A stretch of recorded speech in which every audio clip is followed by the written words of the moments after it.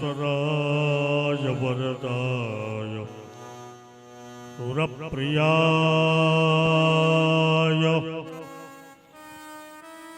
लंबोदराय सकलाय जगत्थिताय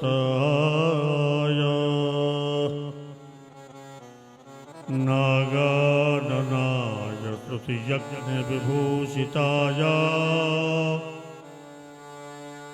गौरीसुताय गणनाथ नमो नमस्ते।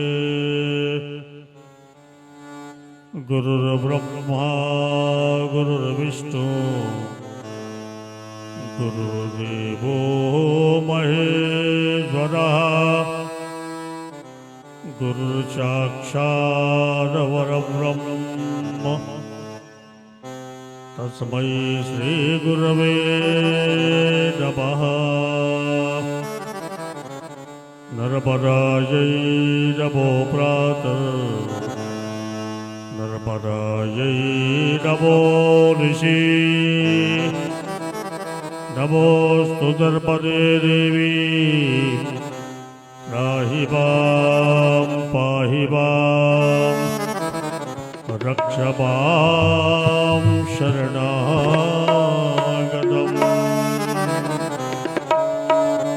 मम नमन सत सत आचरण हे भक्ति दामानर्मदा। मम नमन सत सत आचरण हे भक्ति दामानर्मदा। जरत निज शरयन भरत कलय जल सर्वदा। जरत निज शरयन भरत कलय जल सर्वदा। मम नमन सत सत आचरण हे भक्ति दामानर्मदा। नमन सत सत आचरण हे भक्ति दामानर्मदा। जरत निज शरयन भरत कलय जल सर्वदा।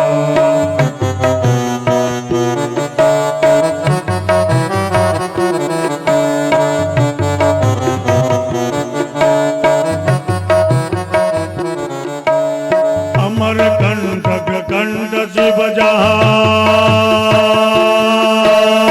अमरकंटक कंठ शिव जहाँ कटत कंटक है सदा। अमरकंटक कंठ शिव जहाँ कटत कंटक है सदा। उद्भूत होती है यहाँ से प्राण दामानर्मदा। नमन नमन सत सत आचरण भक्ति दामानर्मदा। जरत निज शरयन भरत कलय चल पर सर्वदा।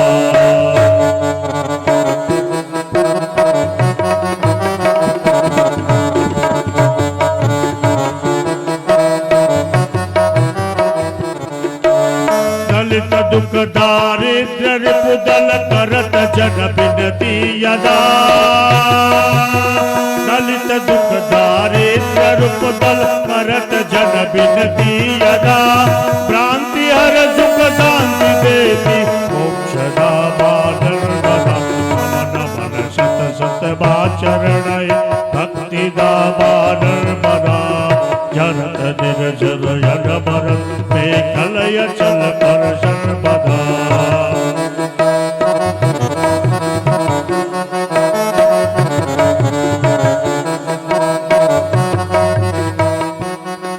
कल रब करत बन रमत जो।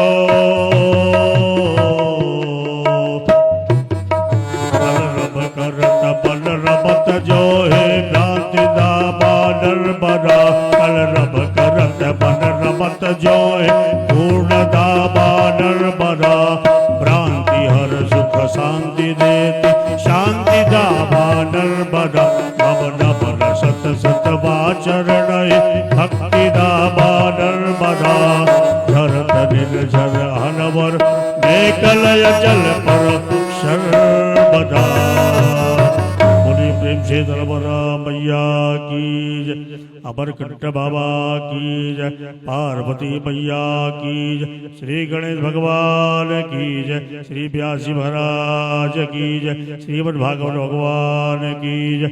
नर्मदे हर नर्मदे हर नर्मदे हर, पश्युत्तरे विष्णुपदे विराजिते, कुरुस्थले ब्रह्मवधू सरस्वती, मध्य प्रदेशे गहरी च शांकरी, तनोति बोधम किल नर्मदा सदा।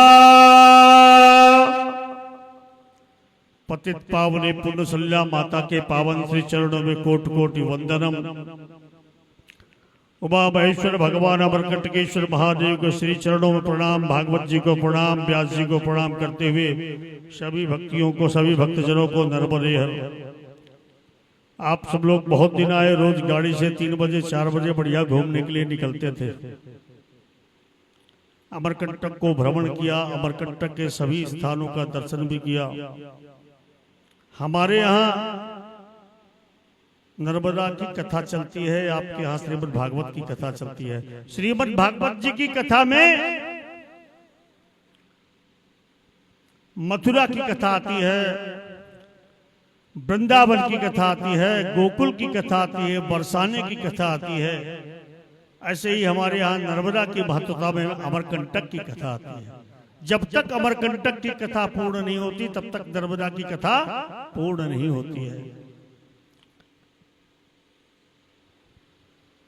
भगवती नर्मदा का यहाँ से प्राकट्य हुआ। विषपान करने के पश्चात भगवान ने विषपान किया, कंठ से नर्मदा का प्राकट्य हुआ। देवताओं के कल्याण के लिए नर्मदा प्रकट हुई, जल रूप में परिणत हुई, देवताओं को उद्धार किया।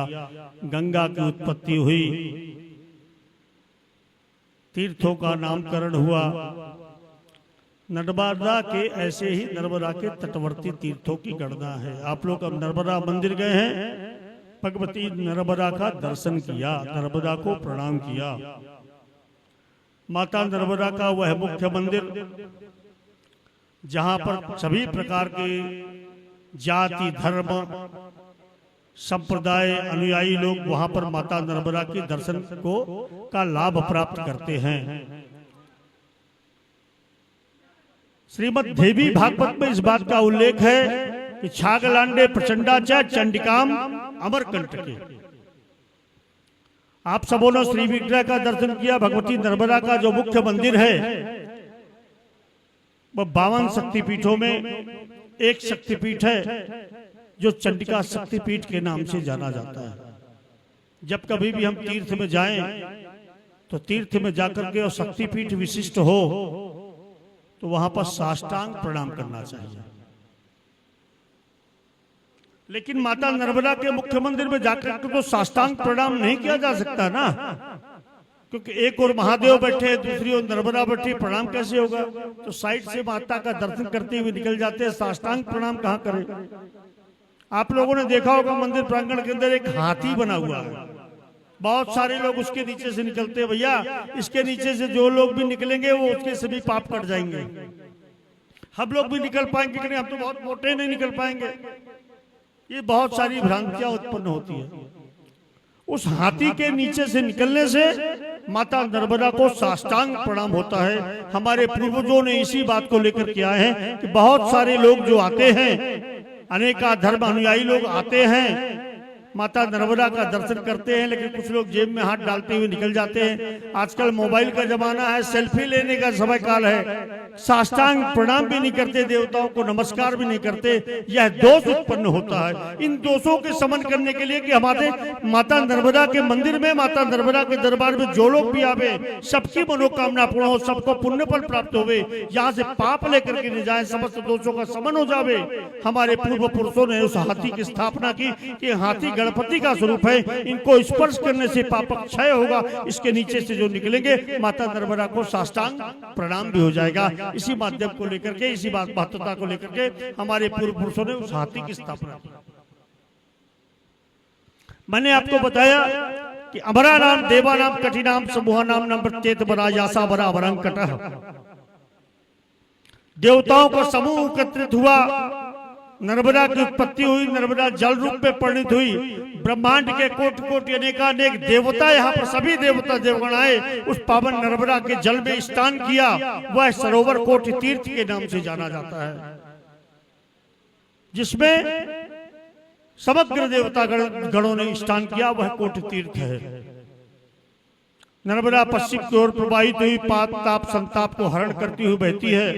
कुछ दूर हम आगे निकलते हैं,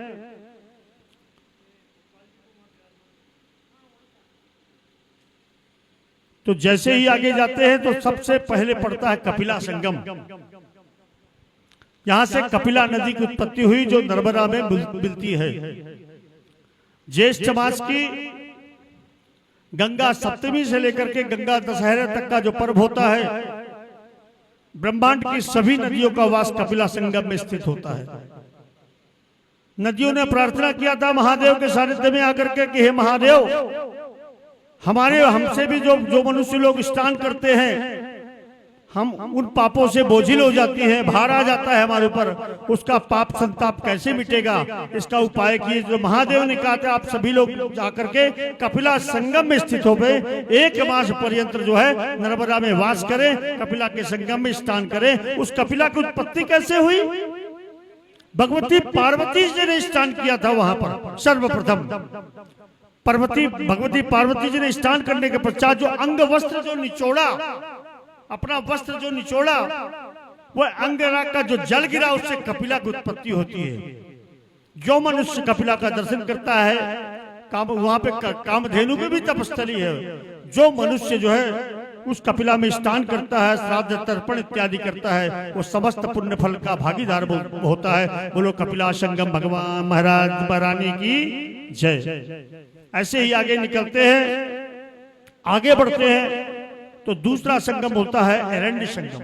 सबसे पवित्र अमरकंटक का स्थान है। हमारे यहाँ की जो जिन व्यक्तियों का दाह कर्म संस्कार हो जाने के बाद अस्थियां विसर्जन करने का समय काल आता है, हमारे यहाँ नर्मदा तट की अस्थियां गंगा में नहीं जाती हैं।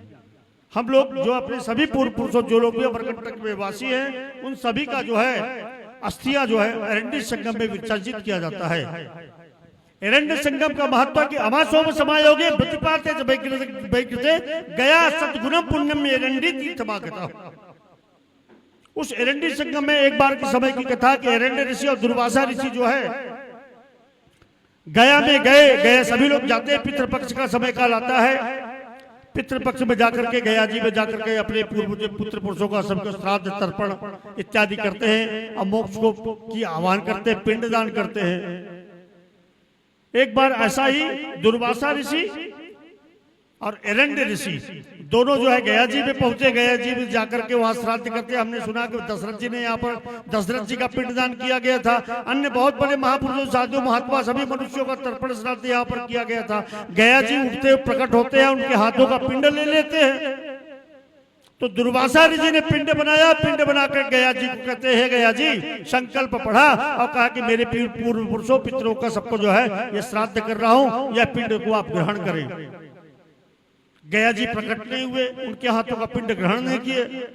एक बार दो हो सकता है मेरे मन में कोई त्रुटि हो गई, मेरे संकल्प पढ़ने में कोई पठन पाठन में कोई त्रुटि रह गई हो, इसलिए गया जी ने एरंड ऋषि को आचार्य बनाया। उन्होंने कि आप आचार्य हैं, आचार्य कोई और होना चाहिए। स्वयं का पिंडदान किया हुआ देवता स्वीकार नहीं करते हैं, इसलिए एक आचार्य या ब्राह्मण वहां पर होना चाहिए जो संकल्प बोले और संकल्प माध्यम से उस पिंड को दान किया जाता है पितरों को। तो एरंड ऋषि आचार्य हुए। आचार्य होकर उन्होंने सारी विधि संपन्न पुनः संपन्न किया। संपन्न करने के पश्चात जो है पिंडदान के देने का समय हुआ। गए फिर से दुर्वासा ऋषि पिंडदान गया जी को पिंडदान करने लगे। फिर से प्रकट नहीं हुए गया जी। दुर्वासा ऋषि तो दुर्वासा ऋषि की महिमा आप लोग सब जानते हैं। क्रोधित हो गए, हाथ में जल लिए। बता मेरे को अभी तुरंत उत्पत्त होकर के प्रकट होकर के मुझे बता कि मेरे द्वारा प्रदत्त किया हुआ पिंड तुमने ग्रहण क्यों नहीं किया, अन्यथा मैं तुझे श्राप दे दूंगा। गया जी जो है नहीं सुने और दुर्वासा ऋषि का और क्रोध बढ़ता गया। उन्होंने जल लिया और कहा जा तेरा आज के पश्चात समस्त गया का पुण्य फल नष्ट हो जावे। गया जी प्रकट हुए, त्राहिमाम पाहिमाम रक्षमाम, मुझे क्षमा करे महामुनि, महामुनि क्षमा करे, क्षमा करे, क्षमा करे। गया जी प्रकट हुए, बता मुझे तूने मेरे पिंड मेरे द्वारा दिया हुआ पिंड तूने क्यों नहीं ग्रहण किया, मुझे उत्तर दे। गया जी कहे क्षमा करने महामुनि, पहले मुझे आप वचन दीजिए कि मेरे इस श्राप से आप मुझे मुक्ति का उपाय करेंगे। श्राप तो भी व्यर्थ नहीं जाएगा, लेकिन कोई उपाय भी आप बताएंगे। कहे बता कि मेरे द्वारा जब सब जो लोग अन्य लोग भी सभी लोग पिंडदान कर रहे हैं, पिंड को स्वीकार कर रहा है तू, लेकिन मेरे द्वारा प्रदत्त किया हुआ पिंड तूने स्वीकार नहीं किया, बता इसका उत्तर बता। तो गया जी कहते हैं आपके समस्त पितरों का पिंडदान जो है माता नर्मदा के पावन जल में किया जा चुका है। हे महामुने, मैं कैसे इस पिंड को ग्रहण करूं? बोलो नर्मदा मैया की जय। आपके समस्त ऋषिकुल पिंड पितरों का उद्धार तो पहले ही हो चुका है, अब किस निमित्त में पिंड को ग्रहण करूं, यह आप बताइए मुझे। तो बता अब इस पिंड को क्या करूं, बता इस पिंड को। तो दुर्वासा ऋषि ने कहा, गया जी प्रकट होकर कहे कि मुझे आप क्षमा कीजिए, लेकिन मैं आपको उत्तर देता हूं। यह पिंड लेकर के आप जो अमरकंटक में जिस स्थान पर आपका निवास स्थली है, जहां का आपकी तपस्थली है, उसी स्थान पर विराजमान करके और उसी जल को जो है आप जो है वहां पर जो है नर्मदा के जल से श्राद्ध कर नर्मदा में प्रवाहित कर दे। इससे आपके पितरों को जो है अनंत दीर्घ काल तक शिवत्व को प्राप्त हो जाएंगे। इस प्रकार से जो है, और गया जी ने फिर दुर्वासा जी से कहा कि मैं यह वचन देता हूं। दुर्वासा जी ने कहा कि भैया ये तो लिया, इसके पश्चात भी बहुत सारे लोग ज्ञान में अज्ञान में बहुत सारे लोग तेरे पास आ जाएंगे, यहाँ श्राद्ध पिंडदान का तू नहीं प्रकट होगा, उनके मन को दुख को प्राप्त होगा, तो इसका कोई उपाय बताए। तो गया जी ने कहा अमासोम समायोगे प्रतिपाते वैग्रते गया सतगुणम पुण्यम इरंडी तीर्थमागतः। जो भी मनुष्य जो है गया जी में तो आ जाएगा, कोई बात नहीं है, मेरे यहाँ पिंडदान भी कर देगा, उस पिंड को संभाल करके रखूंगा। और जब कभी भी अमावस्या आएगी, सूर्य ग्रहण होगा, चंद्र ग्रहण होगा, व्यतिपात होगा, वैज्ञानिक योग होगा, ऐसे समय में मैं स्वयं उस एरंडी तीर्थ में उपस्थित रहूं। पितृपक्ष में तो मैं यहाँ उपस्थित रहूंगा, लेकिन अन्य समय काल में जब सूर्य ग्रहण चंद्र ग्रहण आएगा तो मैं इस एरंडी तीर्थ में उपस्थित रहूंगा। और मेरी यहाँ पिंडदान करने की जो महत्वता है उससे 100 गुना पुण्य फल प्राप्त होगा। बोले एरंडी संगम महारानी की जय। यह एरंडी तीर्थ संगम की महत्वता। आप लोग भी गए, आज व्यास जी भी सुबह स्नान करके गए, आप लोग भी जाकर के एक बार स्नान जरूर कीजिएगा। वहां पर जो मनुष्य जो है अपने पितरों का श्राद्ध और तर्पण करता है, उनको अक्षय पुण्य फल वैकुंठ धाम की प्राप्त होती है। ऐसी एरंडी संगम की महत्वता है। उसके आगे चलते हैं, चक्र तीर्थ एक स्थान है जहां अभी सीताराम जी की तपस्थली भी है। वहां उस स्थान पर बधुकैटवादिक दैत्यों का संहार करने के पश्चात भगवान विष्णु, भगवान नारायण अपने जो उनका रक्त रंजित जो सुदर्शन चक्र था, उस चक्र का प्रक्षालन करने के पश्चात जो है उस पावन नर्मदा में प्रक्षालित करने के पश्चात कुछ समय काल तक विश्राम किए। विश्राम करते हुए देख के भगवती नर्मदा एक चक्रवत जो है वह परिक्रमा करते हुए निकलती है। वह भगवान जो है नारायण की तपस्थली है। नारायण की जो है विश्राम स्थली होने के कारण चक्र सुदर्शन का प्रक्षालन किया, पापों को जो है समन किया, और इस प्रकार से वह स्थान जो है चक्र तीर्थ के नाम से, चक्र तीर्थ के नाम से पूजित है। वह स्थान अत्यंत महिमा मंडित है। इसलिए बोल लक्ष्मी नारायण भगवान की जय, सुदर्शन चक्र भगवान की जय। आगे निकलते हैं, वहां से चलते हैं तो कपिलधारा एक स्थान है। एक छोटा, आप लोग कपिलधारा गए हैं ना? मां नर्मदा का पहला, नर्मदा की अवस्था यहाँ तो 2 महीने की है माता नर्मदा हमारी भैया। आगे हाँ 2 महीने की है। बिंदु से छोटी सी धार है, बिल्कुल पतली सी धार, दूध की धार, सफेद धारा निकलती हुई आगे बढ़ती है। और जब कपिल धारा में पहुंचती है तो माता नर्मदा जो है 12 वर्ष की हो जाती है।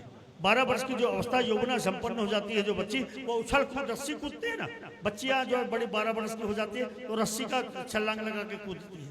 तो माता नर्मदा जो है सर्पाकृति बहते हुए वहां पर जो है टेढ़ी मेढ़ी किलोल करती हुई बहती हुई वहां पर जाकर के छलांगे मारना शुरू कर देती है। वो कपिल धारा है। एक छोटा सा बालक नर्मदा के तीर पे चलते चलते चलते चलते धीरे धीरे चलते इस पर्वत अमरकंटक पर्वत पर विराजमान हुआ। इस अमरकंटक पर्वत पर विराजमान होकर के दीर्घ काल तक माता नर्मदा के उस पावन कंदमूल का सेवन करते हुए, वायु का आहार करते हुए, तपी व्रत होकर के, सिद्ध योगी होकर के माता नर्मदा के उस पावन धार में त्राटक का संधान किया और सांख्य योग की रचना की। माता नर्मदा का यह पावन धरा योग की धरा, योग का केंद्र बिंदु है। यहां से योग का प्राकट्य होता है। जिस सांख्य योग का वर्णन भगवान कृष्ण ने जो है महाभारत काल के युद्ध के समय जो है अर्जुन को उपदेश रूप में बताया, गीता में जिसका वर्णन सांख्य योग का वर्णन होता है, उस सांख्य योग का की उत्पत्ति जो है उस कपिल धारा में हुई है, जिसके रचयिता भगवान श्री महान भगवान कपिल मुनि जी महाराज। वह कपिल धारा का वहां का जो वर्ण, जो जल का देख लो कपिल वर्ण का है, वहां का वर्ण भी जो है कपिल वर्ण का है, इसलिए भी वह कपिल धारा है, कपिल मुनि की तपस्थली है। वहां से ठीक थोड़ा सा एक फरलांग नीचे जाते हैं दुर्वासा ऋषि की तपस्थली, जहां दुर्वासा ऋषि ने वो गया जी का पिंड ला करके वहां पर गुफा के अंदर प्रतिष्ठित किया। आप लोग गए होंगे, जल भी चढ़ाया होगा। वो पिंड जो है दुर्वासा के ऋषि जी के द्वारा प्रतिष्ठित है। दो प्रत्यय दुर्वासा, जहाँ पर किसी भी प्रकार का दुर्विचार, दुर्भावना, ऐसा कोई अपराध हुआ हो जिससे हमें व्यसनात्मक कोई भाव उत्पन्न हुआ हमारे जीवन में, उसके समन करने के लिए वह दूध धारा, दूध के समान धारा गिरती है, इसलिए दूध धारा है। दो धाराएं गिरती है, इसलिए दूध धारा है। दुर्वासा की तपस्थली होने के कारण जो है वह दुग्ध के वह जो है दूधारा दौधा दुरा प्रवृत्ति नाशयन्ते तद्नामा दुग्ध धारा। दो धाराएं गिरती है वहां पर। कामधेनु की जो है वहां पर वो तपस्या करते हुए उसी भगवान के शंकर का अभिषेक किया था, अपने थनों से, अपने दुग्ध से वहां पर किया, इसलिए धाराएं जो दूध के समान बहने लगी वह दूध धारा की है। इसके पश्चात आके निकलते हैं। आप लोग जालेश्वर महादेव की तपस्या गए होंगे, जालेश्वर महादेव जी का भी दर्शन किया होगा। वह बाणासुर की तपस्या जिनका नाम त्रिपुरासुर हुआ। त्रिपुरासुर को दीर्घ काल तक तपस्या करके भगवान से वरदान मांग गया, हे भगवान मुझे अमृत का वरदान दीजिए। ब्रह्मा की भी तपस्या कर लिया, विष्णु की भी तपस्या कर लिया, शिव जी की भी तपस्या। बाणासुर जो है बहुत भगवान शिव का परम भक्त था, अक्षय मृत्यु का वरदान प्राप्त कर लिया था उसने कि मुझे कोई भी न मारना, अस्त्र से न शस्त्र से, किसी भी प्रकार से मेरी घात न हो। बाणासुर के दो पुत्र हुए, बिंदु मालू कपलाक्ष।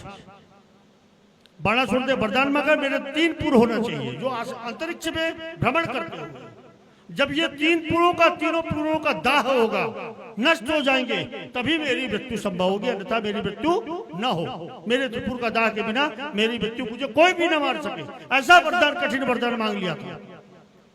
उसके 2 पुत्र थे, कमलाक्ष और बिंदु मालू। उन्होंने जो है पिता का जब बहुत सारे पिता जो बहुत सारा वैभव संप्रदाय एकत्रित कर ले होता है, पुत्र दुराचारी तो होते ही है। उस वैभव संप्रदाय कुछ कमाना धमाना है नहीं, बना हुआ है सब ठाट बाट है, क्या चिंता है क्या नहीं?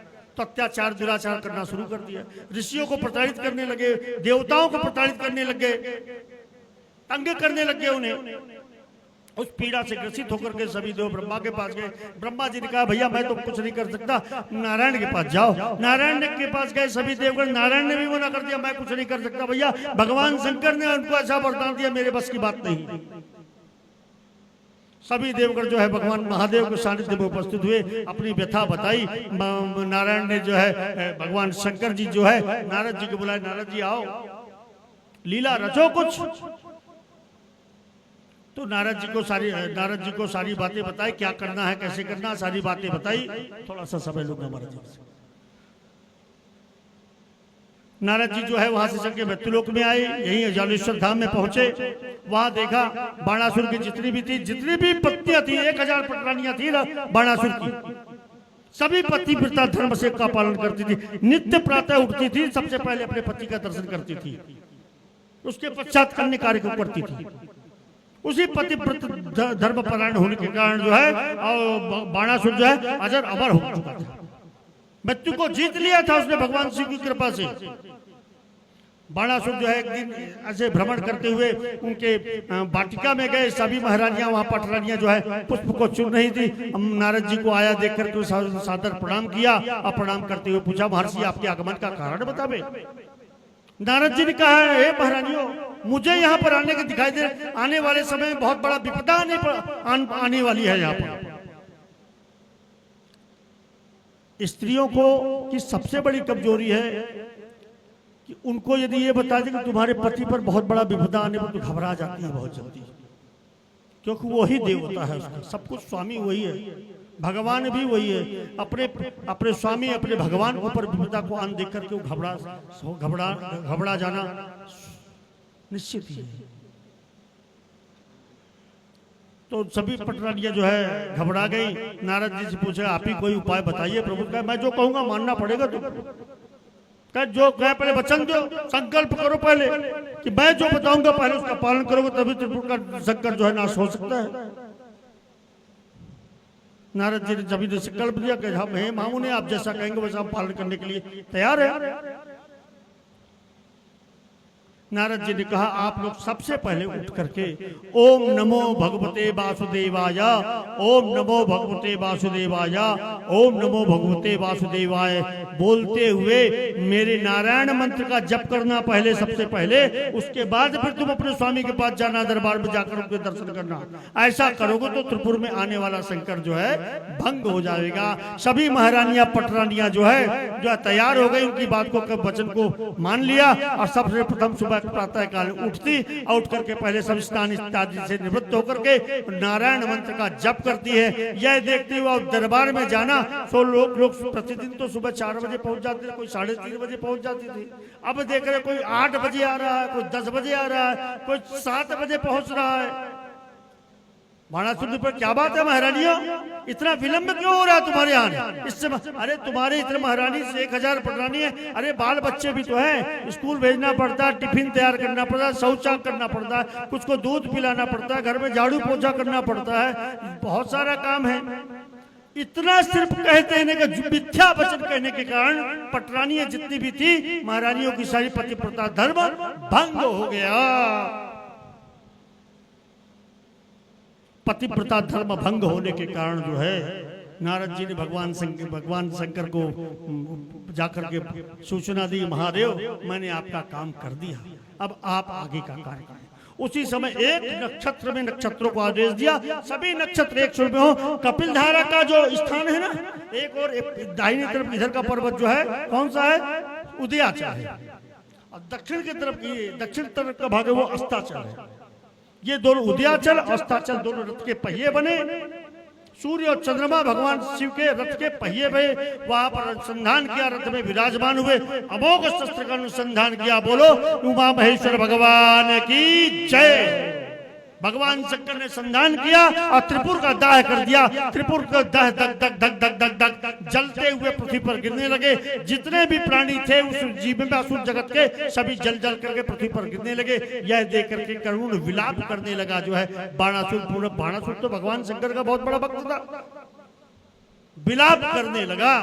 विलाप से भगवान से फिर से भगवान शंकर के शरण में गया। वहां पर जो है संसार सत्करुणा नवतारणाय दारिद्र दुख दहनाय नमः शिवाय।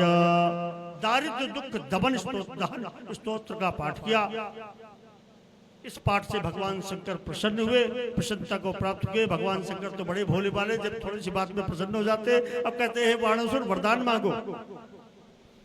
बाणासुर ने कहा कि प्रभु आपकी कृपा से मैंने स्वर्गों को भी विजय प्राप्त कर लिया। मैं त्रिपुर दाह क्या कहते हैं त्रिपुरेश्वर हो चुका, त्रिपुरासुर के नाम से जाना जाता है। आपकी कृपा से सब कुछ पुत्र पौत्र धन दान सब वैभव संपदा से परिपूर्ण रहा। आपकी कृपा मुझ पर रही, लेकिन मेरे पुत्रों के कारण जो है अपराध के कारण इतना बड़ा दंड मुझे आज भुगत पर। ऐसे पुत्रों को प्रभु अब कभी ना हो, ऐसा कभी भी मेरे जीवन में समय काल कभी उपस्थित हो। त्रिपुरासुर जो है बाणासुर भगवान शंकर का गढ़ हुआ बाद में, उसकी बहुत बड़ी कथा है। तो त्रिपुर का दाह जो हुआ तो भगवान शंकर ने कहा कि जितने भी त्रिपुर के लोग मारे गए, जो लोग मृत्यु को प्राप्त हुए, सबकी अस्थियां पंजर इत्यादि सब एकत्रित करो, उन सभी को संगठित करो। संगठित करने के पश्चात जो है और जाकर के नर्मदा में जाकर के बालुका में लपेट करके विसर्जित करो।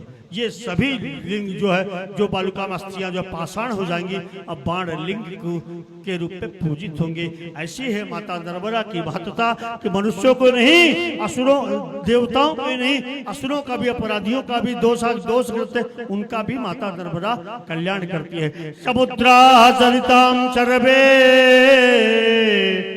कल्पे कल्पे क्षयं गता सप्तकल्प क्षये क्षीणे नामृते तेन नर्मदा।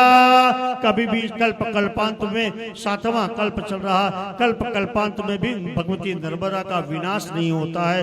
जो मनुष्य जो माता नर्मदा में नित्य प्रातः स्नान करता है, डुबकी लगाता है, भगवान शिव को जल अर्पित करता है, उसकी समस्त मनोकांक्षाएं पूर्ण होती है।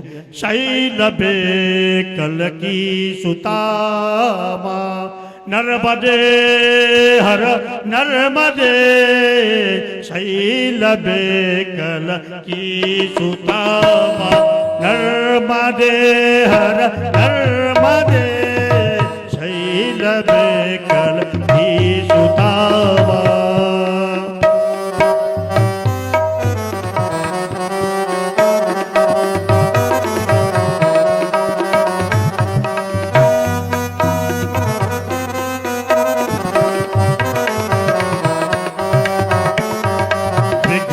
हर हर नर्मदेश्वर नर्मदे हर नर्मदे, विघ्न हर हर नर्मदेश्वर नर्मदे हर नर्मदे, पूर्ण करती सब मनोरथ, पूर्ण करती सब मनोरथ, नर्मदे हर नर्मदे, शैलबे कल की सुतामा नर्मदे हर नर्मदे।